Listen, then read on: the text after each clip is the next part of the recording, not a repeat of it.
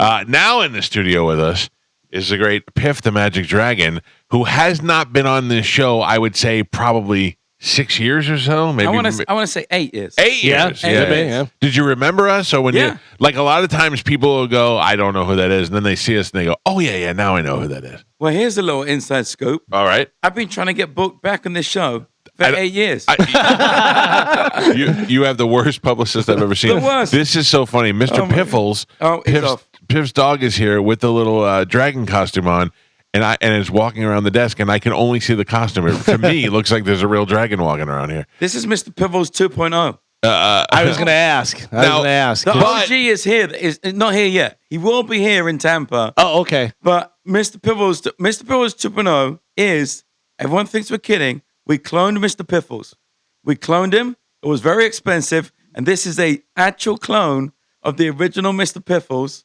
Question. Yes. Why? I mean, look, I get it. Mr. Piffles is very important to you, but why clone it when you can get? I mean, all those dogs kind of look the same, don't they? You think? I do. Right. And then you get them, and you try, and you put them in the show, and they're terrible at magic. Yeah. So you need the proper genetics. Apparently, a dog that sits there and does nothing is a lot harder to find than actually magic. We've tried everything. We tried rescue shelters. We tried breeders. We've got another 3 dogs at home who are no good for the show. So, and finally, we gave in and we cloned Mr. Piffles, and guess what? He's pretty great at the show. Is he really? Yeah. Oh, he's Look amazing. Look at him sitting there. Yeah, that is the sweetest thing to me, and to be able to travel. Now, when you travel with Mr. Piffles too, how does that work? You get to carry him on and we sit with you in most places. No, because it used to be he could be my emotional support dog because I was a mentally unstable dragon. Right. But they changed that loophole, and now he has to be a service dog, and that means that you have to like have him on a lead, and he has to like not bark at other people. And Mr. Piffles was and is a little bit of a dick to other dogs. Right. Yeah.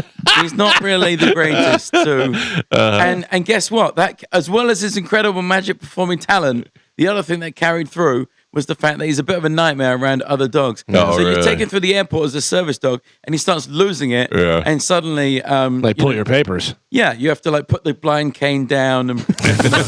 And come clean. I heard on the way in, it sounded like your dogs were getting to know. Is that what it was? Is my dog's him? It was just him. Your dogs are running for cover. Do you? So what do? You check them in where they put the pets? No, we like put them in we put them in a little crate, bag, little bag, soft bag, and then you're just on a plane with an angry bag. Right. This bag's just losing it every time somebody walks by. If you're not watching this on YouTube or on Bone TV, you're missing out because so the last time you were here, I mean, obviously you're a ferocious dragon, but obviously last time you were here, you were dragoned up, and then this time I was like, it's 8:00 in the morning. He's probably not, but you're in full dragon gear. Commitment to the bet, guys. Yeah, I know. I tell you what happened actually. Please. I did a radio interview in Edmonton, and the night before, Piffles. This is like years ago. It's like 9 years ago. The year before, the Piffles got really sick, right, and he had to go to the emergency vet at 4 a.m. So I was dealing with all that, and then I went to the radio station. I didn't have Piffles with me, and I was just in my regular clothes. Right. And I did the interview, and there was something wrong in the room. You weren't feeling it, yeah. And so I did it. Didn't think anything more of it. And then I got to the venue, and because I went straight to bed. I got to the venue like 10 hours later. Looked at my phone, and it was just hate. It was just nothing but Twitter hate. Really. And what happened is, as I'd left, they'd gone back on the Reddit. They were like, "Oh, that guy's terrible. He didn't bring his dog. He didn't dress up as a dragon. They're disappointed. He disrespected Edmonton." Well, can I tell you? I remember you saying this to me last time. So when you first came in, you were a bit standoffish, but as character. You know what I'm saying? Right. And I loved it. I thought you were great. And afterwards, we were talking about it, and you were like, "Some people don't get it, and they don't. Yeah, they don't get it, and they were blasting you for doing that." And I loved it. I thought you sticking with the character was great. Well, that's good because I'm dead to Edmonton now. Yeah. That's one market I can't return to. Can I ask you a little bit of the history of Piff the Magic Dragon? Anything you want. Okay, so I learned about you from America's Got Talent, and that's when everybody fell in love with you and Mr. Piffles. And it was great. It was something you'd never seen before. It was comedy. It was magic. It had the animal, and it was just a different attitude. Than And that's the big thing too, because you watch America's Got Talent, and you go, okay, dancing kids. I've seen a million dancing kids. Somebody who can sing. All right, I can see people who sing. When you came along, I go, there you go. That is something original and completely different. Yeah. But you weren't always doing this, I'm sure. Like, how did it start out? Well, it was out of necessity. Yeah. Because what happened was I was a magician for 10 years. Okay. And as you can all see, I've got a bit of a resting bitch face. You do. You do. Right? It's just, I can't change it. Yeah. So I was getting booked to like do weddings and restaurants and go around the tables doing close-up magic. Right. And like I went to a restaurant once and I went up to a couple and said, hi, do you want to see some magic? And this guy just scraped his chair back. It was a tiny Italian restaurant. He scraped his chair across the floor and he stood up and he said, my wife has just asked me for a divorce. Do you really think I want to see some effing magic? And I said, oh, no, because I guess she just made half your house disappear. and I immediately got fired. And I got fired all over the place. I did. And where are you based out of at this point? This was London. Oh, so you were over in London. Yeah, I was in London. And I just started like running out of work. Yeah. And about the same time, my friend had a costume party.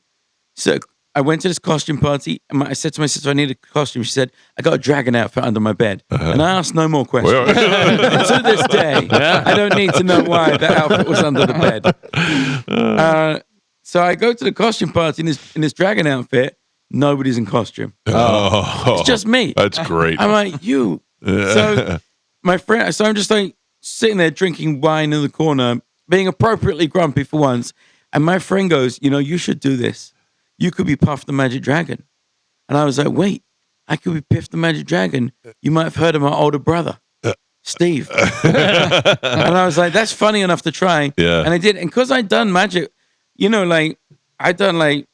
talk about 10,000 hours of doing something. Right. When you're doing close-up magic, you do your little 10-minute set 15 times a night. And I've done that for 10 years. So I had like the skills. I had the jokes, but they just weren't landing because I was like a regular person. Right. And no one really likes a dickhead, but a dickhead in a dragon outfit, that's hilarious. Yeah, it works.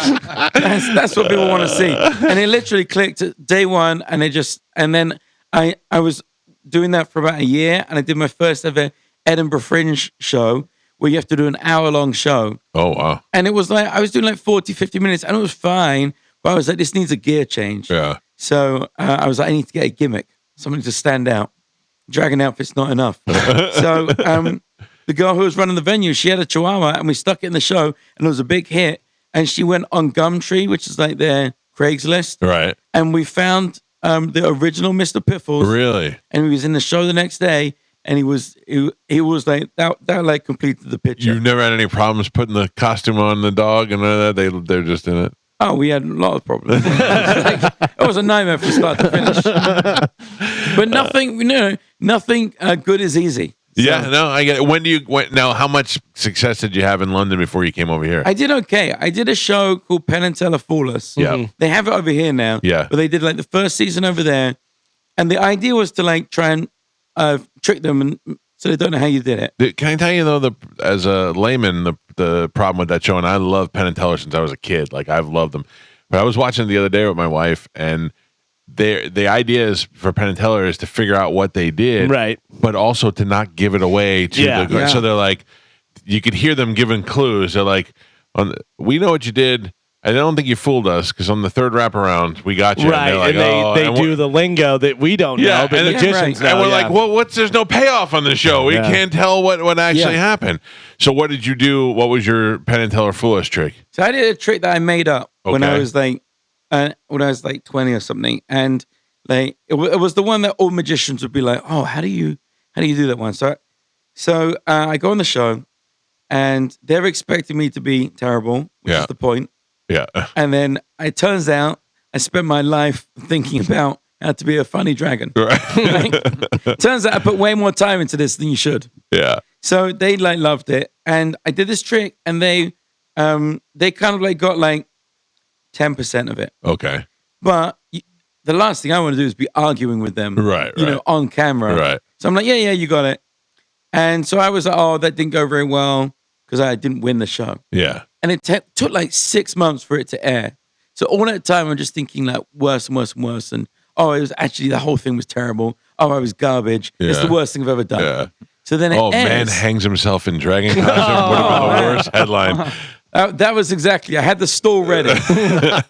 So then it airs, and I'm watching it with my friends, and my phone just blows up.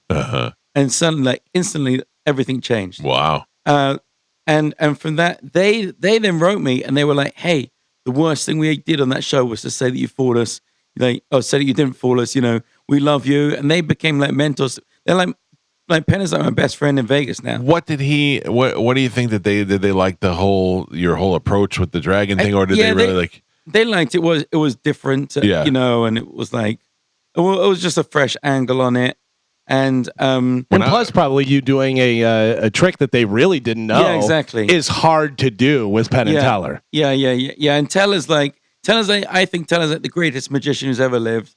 And he was like, I kind of busted him on it. So wow, that's great. Really good. They loved it. And that was the big thing that got me a show. I was a small part of a show in Vegas. So I moved my whole life to Vegas. And then that closed after like 6 months. And I was like broken penniless. And then I went on America's Got Talent 6 months after that, and blew up again like you did the first one. Yeah.